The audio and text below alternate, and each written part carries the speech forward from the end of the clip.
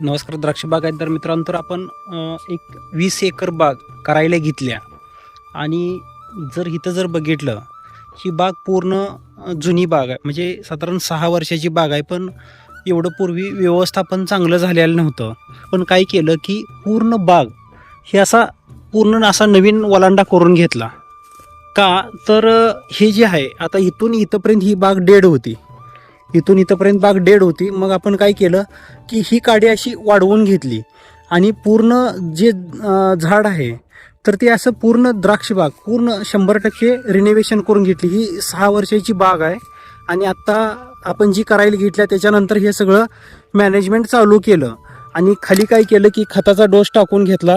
त्याच्यानंतर मशीननं ते बारीक जे सेन्सर मशीन आहे त्यानं पूर्ण कुट्टा करून घेतला. आता त्याच्यानंतर इथं जी काडी आहे, तर ही आपण आता काय करायचे, कुट्टा करून घ्यायचे, म्हणजे काडी बारीक करून घ्यायची आहे. तर अशा पद्धतीनं आपण नियोजन केलं आहे. आणि आता जर बाग जर बघितली तर बऱ्यापैकी सगळी एकसारखी फुटायच्या मार्गावर आहे. आणि अगदी जुनी खोडं जर बघितली तर ती सुद्धा फुटायला लागली. तर नवीन जे आपण वाढवलं आहे ते सुद्धा चांगल्या पद्धतीनं फुटायला लागलं आहे. तर हा झाला हा पहिला प्लॉट. आणि वेळोवेळी माझ्या ह्या प्लॉटमधनं तुम्हाला प्रत्येक वेळेस मी काय करतोय की व्हिडिओ देत जाईन.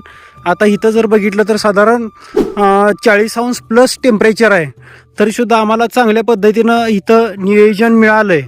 आणि समोर जर बघितलं तर पूर्ण असं माळ आहे आणि टेम्परेचर तर एकदम हाय आहे.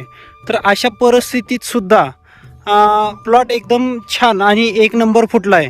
तर प्रत्येक द्राक्ष बागायतदार मित्रांनी या बागेचं योग्य पद्धतीने नियोजन करून बागा चांगल्या नियोजित करा, चांगल्या पिकवा आणि चांगला फुटवा घेऊन यावर्षी चांगली मालं काढा. धन्यवाद.